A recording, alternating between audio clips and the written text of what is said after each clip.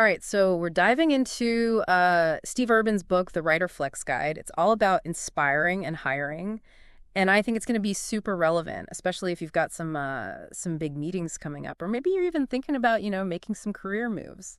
Yeah, and what's really cool is he's not just some, leadership guru. He's actually an executive recruiter. Oh, right. And he's also a podcast host, so he's talking from like real-world experience.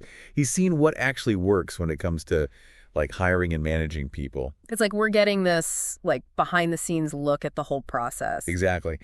And he kicks things off with advice for new CEOs, which, a lot of it seems pretty obvious, like building a strong team and listening to your people. But you'd be surprised how many leaders like miss these basics. Yeah, it's easy to get caught up in the like day-to-day stuff and forget about the big picture. Totally.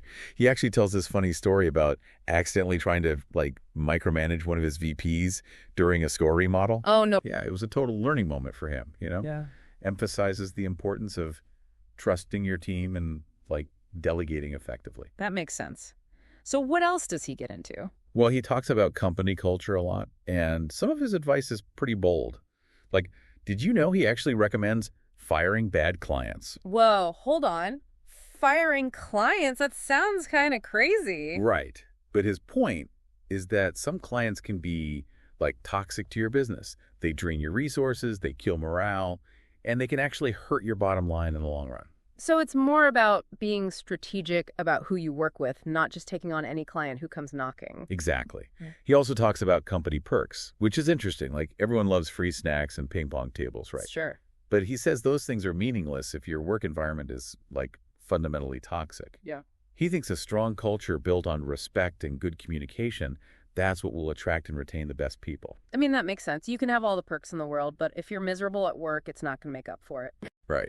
And one thing he suggests, which I found really interesting, is being open to hiring older workers. Really? Yeah, he says they often bring a lot of experience and loyalty to the table, not to mention a strong work ethic.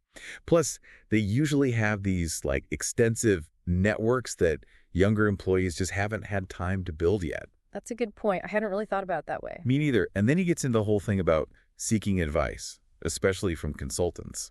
Okay. And his biggest tip, pay up front for unbiased opinions. Interesting. Why is that? Well, he believes that if a consultant is being paid after they deliver their advice, they might be tempted to, like, sugarcoat things. Or they might be more focused on getting another contract from you in the future than giving you, like, truly honest feedback. That makes sense. You want someone who's going to tell it to you straight, even if it's not what you want to hear. Exactly.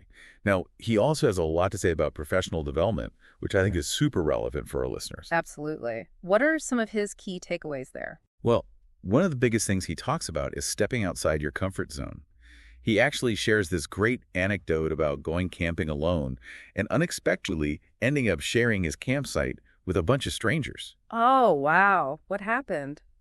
So this chance encounter actually led to some amazing things for him. He made new friends, he got some valuable recruiting contacts, and he even got some free plumbing work out of it. No way. That's incredible. So it's like even when you're trying to get away from it all, you never know what opportunities might come knocking. Right. It's all about being open to the unexpected and embracing those moments when things don't go according to plan. I like that. So what about communication? Does he offer any tips on that? Oh, yeah, tons. He talks about it a lot. One of the things he really emphasizes is following through on your commitments. It's not enough to just say you'll do something. You actually have to do it. And ideally, exceed expectations whenever possible. It's about building that trust and credibility, right? Both personally and professionally. Exactly. He also talks about finding that balance between self-promotion and genuine interest in others. Oh, that's a good one. It's so easy to get caught up in like talking about ourselves and our accomplishments that we forget to actually listen and engage with the other person. He actually tells this funny story about a conversation he had where the other person kept like actually asking him questions. And it made him realize how rare that is. I can relate to that. It seems like everyone's just waiting for their turn to talk these days. Right. And he makes the point that it's not just about being polite. It's about gathering information, understanding different perspectives, and building stronger relationships. That's so true. And it ties back to what he was saying about listening to your team. It's all connected. Totally. He also encourages people to, like, not dwell on past mistakes. Oh, yeah. That's a big one. We all make mistakes, but it's important to learn from them and move on. Exactly. He says you should learn from them, absolutely, but don't let them define you. I like that. Okay. So what else? Oh, he has this really interesting perspective on career mindset. He believes that you should always be on the job market, even when you're not actively looking for a new job. Interesting. Why is that? Well, he thinks it's important to stay connected, keep your skills sharp, and be open to new opportunities. You never know what might come your way. So it's more about being proactive and adaptable rather than just waiting for something to fall into your lap. Exactly. He tells his story about a guy named Jack who lost his job after like 15 years, and he was totally unprepared for the current job market. Oh, wow. Yeah, it really highlights how important it is to stay ahead of the curve and be ready for anything. That's a good reminder. So what about communication specifically for supervisors? Does he have any advice for them? Yeah, definitely. He has some strong opinions about email, for example. Oh, really? What are they? He actually advises against using it for presenting new ideas. He thinks it's way more effective to have face-to-face interactions. That way you can get buy-in, address concerns, and make sure everyone's on the same page. I can see that. It's hard to convey tone and nuance over email, and it's easy for things to get lost in translation. Exactly. And he's a big advocate for what he calls communicating from the bottom up. What does that mean? It means tailoring your message to those who might not grasp it as quickly. Meeting people where they are, making sure everyone understands, even if it seems a bit redundant to your, top performers. I think that's a really important point. It's easy to assume everyone understands what you're saying, but that's not always the case. Right. And he's also a big believer in both individual and group meetings to keep everyone on track and make sure there's clear, consistent communication. I think that's something a lot of leaders struggle with, finding that balance between, too many meetings and not enough communication. Totally. And then he gets into something that I think we can all relate to: phone addiction. Oh, yeah, for sure. It's a real problem. He even calls out nomophobia, which is the fear of being without your phone. I've definitely experienced that.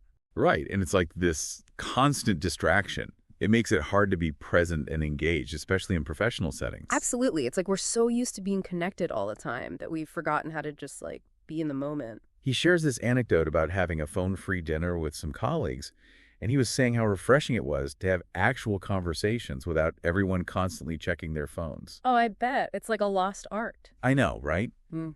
And then he talks about the importance of speaking up and how others perceive you. Okay, that's an important one. He believes you should always advocate for yourself, and he uses his own experience of becoming COO as an example. Yeah. He basically stepped up during a company crisis and took charge, and it really got him noticed. That's awesome. So it's about being proactive and taking initiative, even when it's scary or uncomfortable. Totally. He also stresses the importance of challenging our assumptions about people. Oh, yeah. That's a big one. We all make judgments about people based on, for first impressions or appearances, but those judgments aren't always accurate.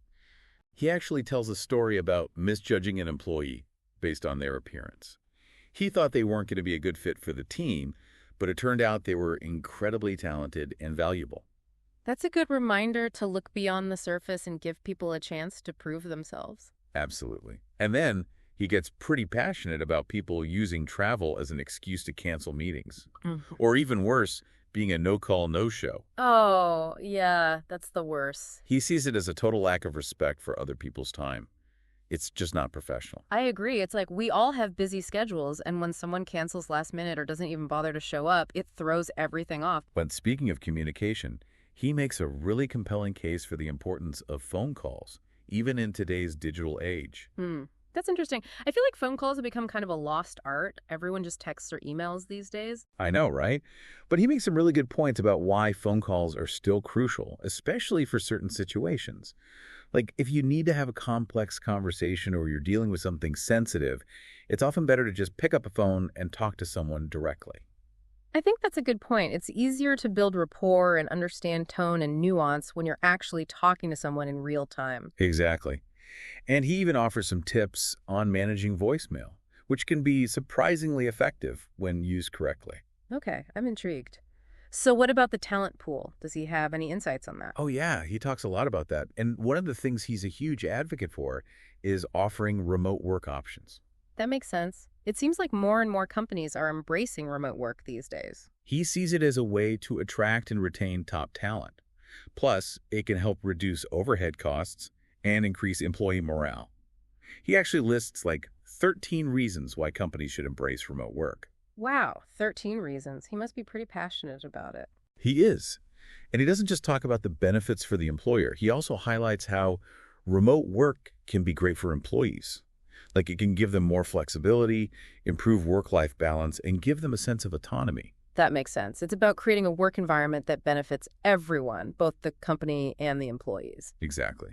And then he shifts gears and talks about the importance of people skills, which he thinks are becoming even more critical in today's world. I can see that, especially with all the advancements in technology. He uses these examples of like his reliable handyman and his personable doctor. He says it's their communication skills, their problem-solving abilities, and their overall dependability that really sets them apart. It's those human qualities that technology can't replicate, right? Exactly.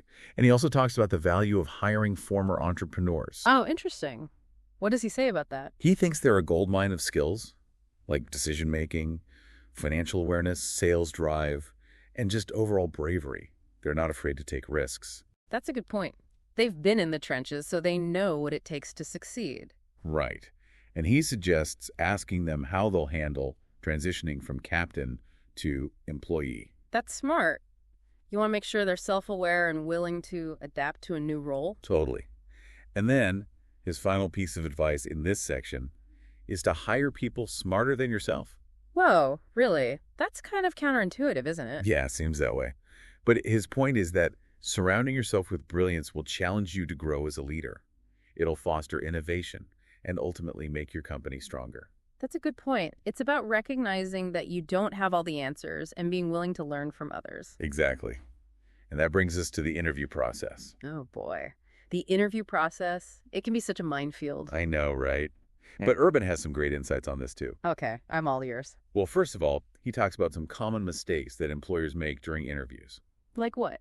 Well, he's not a fan of the whole, like, generic experience questions and trick questions. Yeah.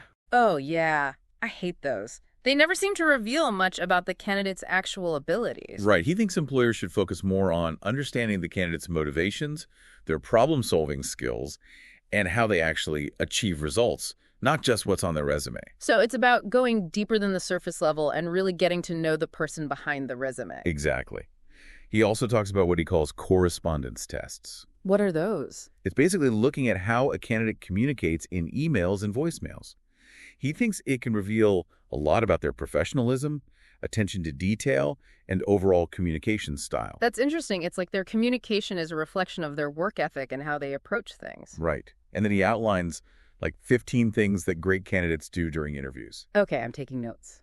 Things like being prepared, enthusiastic, asking insightful questions, and following up promptly. It's a reminder that the interview is a two-way street. Candidates who demonstrate genuine interest and engagement really stand out. Exactly. And he also offers some tips for video interviews, which are becoming more and more common these days. Oh, yeah, for sure. I've done a ton of video interviews lately. He talks about the importance of technical setup, making sure you have a professional appearance, and staying focused on camera. It's recognizing that video calls present a unique set of challenges and opportunities. I think that's a good point.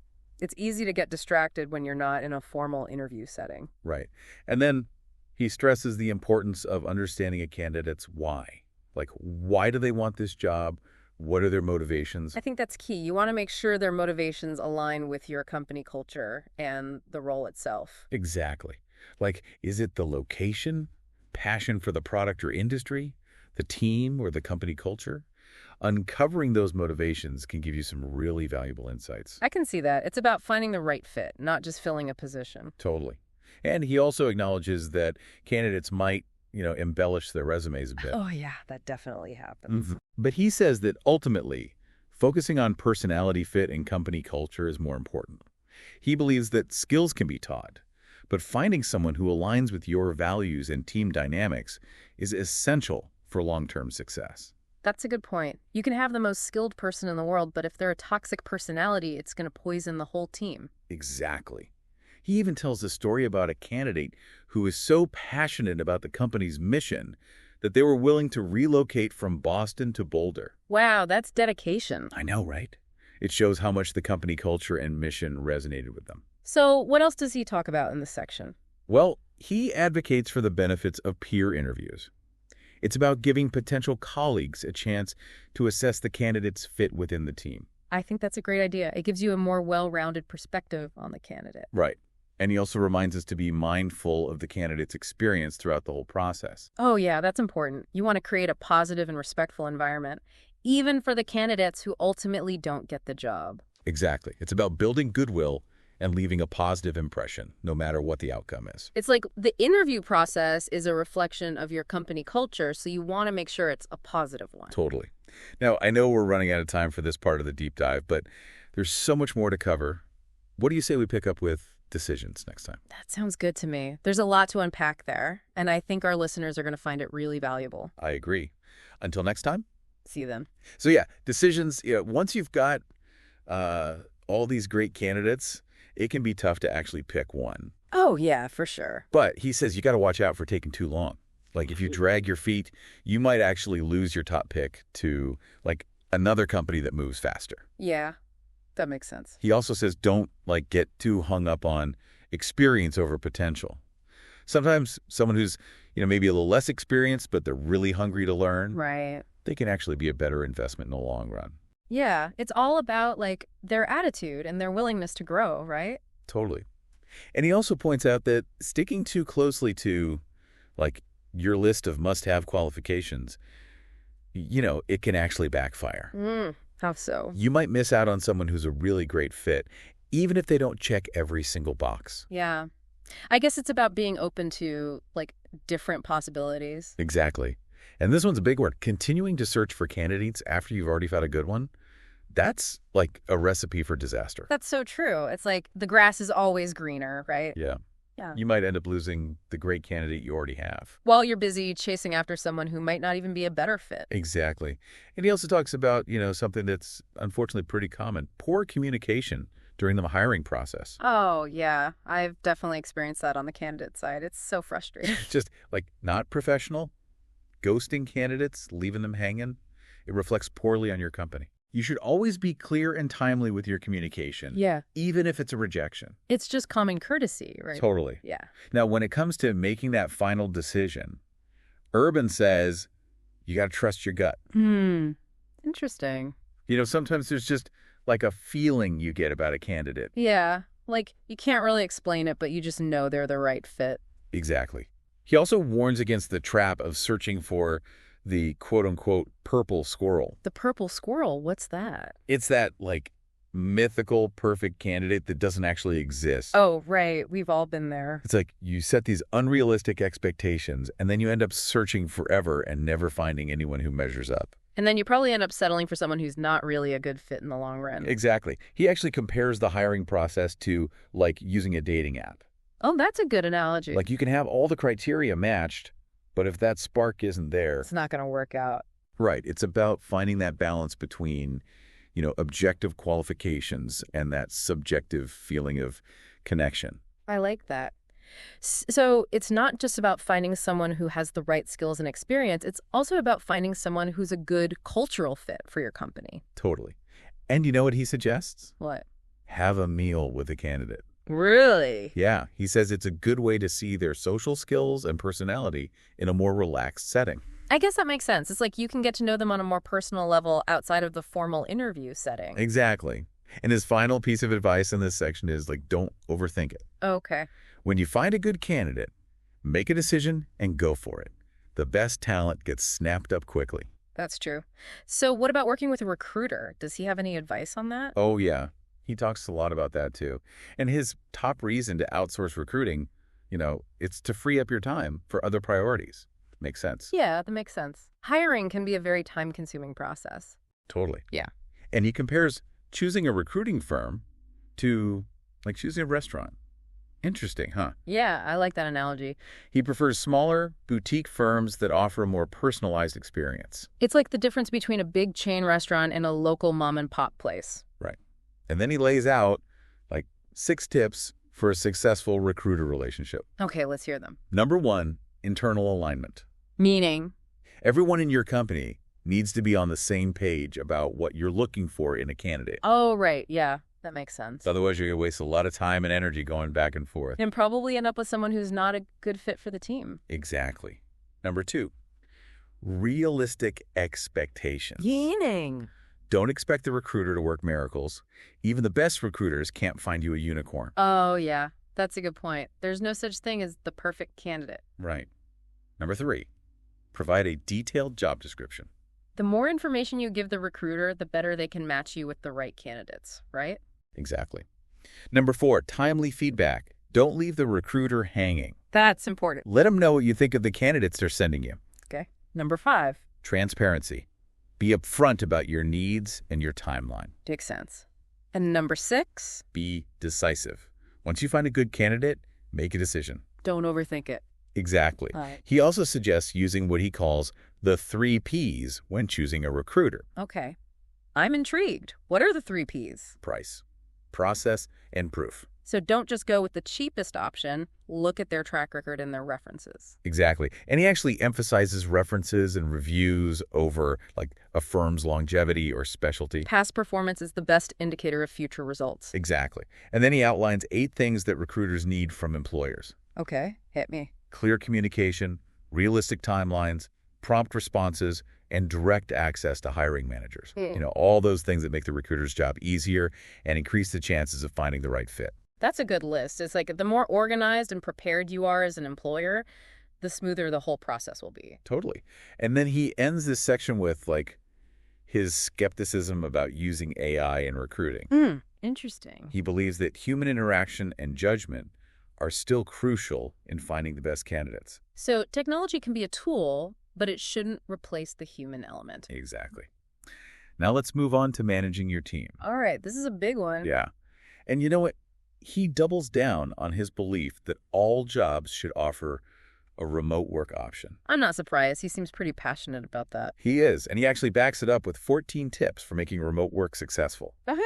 I'm all ears. Setting a schedule, creating a dedicated workspace, managing distractions, these are all important, right? Oh, yeah, for sure. Especially when you're not in a traditional office setting. It's easy to get sidetracked. Totally. And he also stresses the importance of like staying connected with your team, both professionally and personally. That's a good point. It's easy to feel isolated when you're working remotely. And then he gets into this, kind of tricky topic of firing employees. Yeah, that's never fun. He says, before you fire anyone, you need to have a plan in place. Backup candidates, clear communication with the remaining staff. It's about minimizing disruption and making sure the transition is as smooth as possible. He actually shares this like kind of scary anecdote about firing an employee in a small town, and it led to like a mass resignation. His whole staff quit. Whoa, that's intense. So it's really important to understand team dynamics and the potential ripple effects of your decisions. Exactly. And then he offers some advice that some people might find a little controversial. He suggests making unannounced visits to remote workers. Interesting. I can see how that could be perceived as like micromanaging or distrusting your employees. But that's not what he's saying. He's just saying that sometimes you need to see their work environment firsthand to get a better understanding of like their challenges and needs. So it's more about staying connected and making sure remote workers feel supported, not about spying on them or anything. Exactly.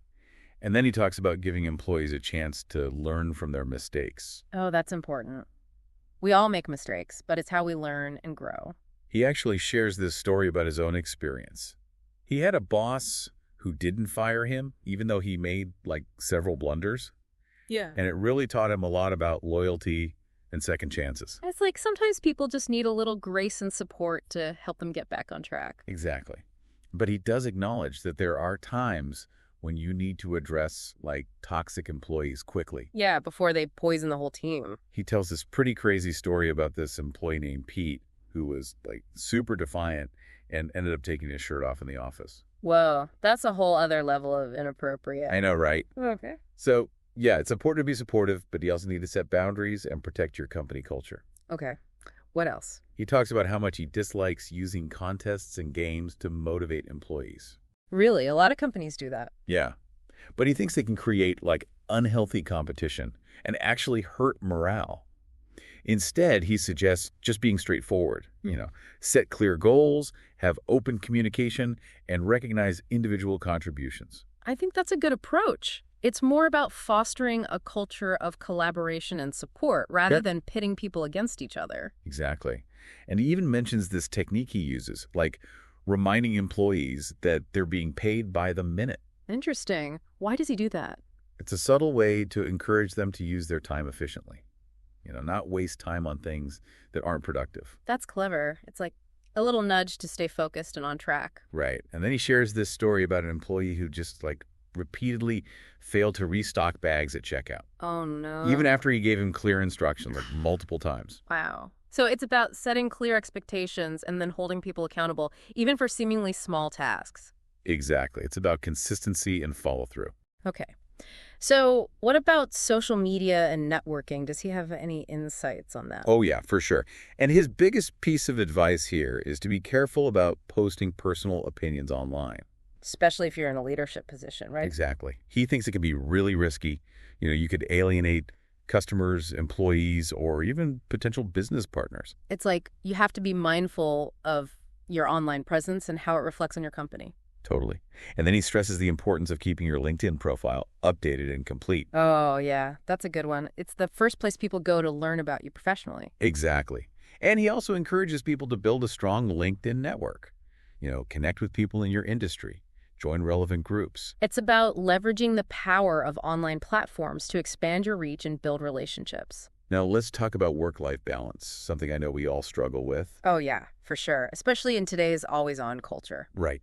And Urban's advice is to, keep your personal and professional challenges separate. Interesting. How do you do that? He uses this analogy of, two buckets, one for personal stuff, one for work stuff. Okay, I like that. It's about preventing your personal problems from spilling over into your work life and vice versa. So it's about setting boundaries and creating some mental separation between the two? He even shares this story about returning to work after, his house was burglarized. Oh, wow. That's intense. And it really shows, the resilience and compartmentalization you need to maintain a healthy work-life balance. Yeah. It's not always easy, but it's important. And then he talks about the entrepreneurial mindset. If you're thinking about starting a business, there are 10 things you need to consider. Okay, like what? Financial preparedness, family support, and a realistic understanding of, the demands of being an entrepreneur. So it's about going into it with your eyes wide open and being prepared for the challenges. Exactly. He's not trying to discourage anyone, but he wants people to be realistic. That makes sense. And then he challenges listeners to, really evaluate their social media usage. Consider swapping wasted time for, more fulfilling activities. It's easy to get sucked into the social media vortex and lose hours of your day. Right.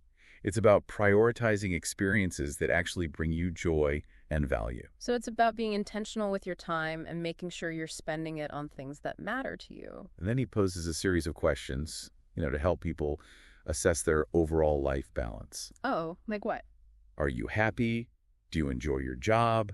Are you engaged in fulfilling hobbies? Those are good questions. We should all be asking ourselves those questions regularly. It's about making sure your actions are aligned with your values and creating a life that feels both successful and meaningful. Yeah, it's easy to get caught up in the rat race and forget about what really matters. Totally. And he shares this story about a friend who makes, a ton of money, but is super unhappy with his work-life balance. Oh, wow. So it's like money doesn't buy happiness. Right. It's a good reminder that success isn't just about financial wealth. It's about creating a life that feels balanced and fulfilling. Totally. So what's his final piece of advice in this section? He reiterates his point about putting your phone away during social gatherings. Oh, yeah. That's a good one. It's so hard to resist the urge to check your phone constantly. But it's important to be present and engaged with the people around you. Yeah. That's how you build real connections. So put the phone down and be in the moment. Exactly. Now, are you ready for some of Urban's life lessons? Let's hear them. So he talks about this shift he's made, from valuing material possessions to seeking out fulfilling experiences. Oh, that's interesting. It's he's realized that true wealth isn't about how much stuff you have. It's about the memories you create and the life you live. I like that. It's about prioritizing experiences over things. Exactly. And then he gets really real and shares his 3 main regrets in life. Oh, wow. What are they? Not networking enough early in his career, missing out on work-life balance, and staying at a job too long. Those are some pretty big regrets. but I think they offer some valuable lessons for all of us. Yeah, it's a reminder to prioritize relationships, set boundaries, and be willing to take risks and pursue opportunities for growth. Don't be afraid to step outside your comfort zone and make a change if you're not happy. Totally. He also shares this really powerful story about getting pulled over for drunk driving. Oh, no. Yeah, and he narrowly avoided some serious consequences. It's a good reminder that even seemingly small choices can have a big impact on our lives. And it's not just about us, it's about the people around us too. That's so true. And then he talks about the world of startups, and he believes the most common reason they fail is because of people problems. Interesting. Not necessarily a lack of funding or a bad idea. Right. It all comes back to people. Building a strong team is crucial. It's like that saying, teamwork makes the dream work. And he also challenges this assumption that, working for a startup is way riskier than working for a big company. I can see that. Startups can be unpredictable, but they also offer a lot of opportunities for growth and learning. Exactly. And then he shares this heartwarming story about, experiencing unexpected kindness from strangers when his trailer broke down. Oh, that's nice. Yeah. It restores your faith in humanity. It's a good reminder that there are still good people in the world. Totally. And his final message is, so simple but so profound. After waking up, it's all gravy. I love that. It's a call to approach each day with gratitude. And recognize that we have so much to be thankful for. It's a really powerful perspective shift. Yeah. It can change how you view your work, your relationships, and your overall sense of well-being. Yeah. Yeah, it really is a powerful way to look at things. And so, we've been talking about all this stuff from Urban's book and thinking about your meetings coming up. Yeah. His tips on communication, especially for supervisors, I mean, they're spot on. Yeah, they are. You remember what he said about, not relying on email for new ideas? Oh, yeah. Especially when you're trying to get buy-in or feedback. Face-to-face, it's so much more effective. Totally. And tying that back to what we were talking about before, about giving employees a break. Right. That same principle applies to those crucial conversations. Yeah. It's so easy to just fire off an email when you're frustrated. Oh, yeah. But having that face-to-face conversation, it allows for so much more nuance and understanding. Cool. Remember his story about Pete? Oh, Pete, yeah. Sometimes that personal connection is the only way to really address a situation. Yeah, it makes you wonder, if that whole thing with Pete could have been handled differently, Yeah. If there had been more of that in-person communication along the way. Right. And speaking of, handling things differently, I know you've been thinking about, your career trajectory. Yeah. Irvin's point about always being on the job market, even when you're not actively looking, Oh, yeah. that really resonated with me. It is a powerful mindset shift. It's you're always keeping your options open. Right. You're nurturing your network, keeping your skills sharp. It's you wouldn't wait until you were starving to go grocery shopping. Huh. Keep your career pantry stocked. I love that analogy. And, as you move forward, don't be afraid to hire people smarter than you. Oh, yeah. That was a big one for me, too. It seems counterintuitive, but surrounding yourself with brilliance, Yeah, it pushes you to grow. it does. And that's how your company thrives. Well, I think that about wraps it up for our deep dive into the Riderflex guide. So many great insights from Steve Urban. Yeah, definitely. Lots to think about. It's like a roadmap for, not just leadership and hiring, but for just navigating the modern workplace in general. And remember, there's no one-size-fits-all approach to any of this. Take what resonates with you and leave the rest. That's good advice. Just be open to learning and growing, and don't be afraid to challenge the status quo. Absolutely.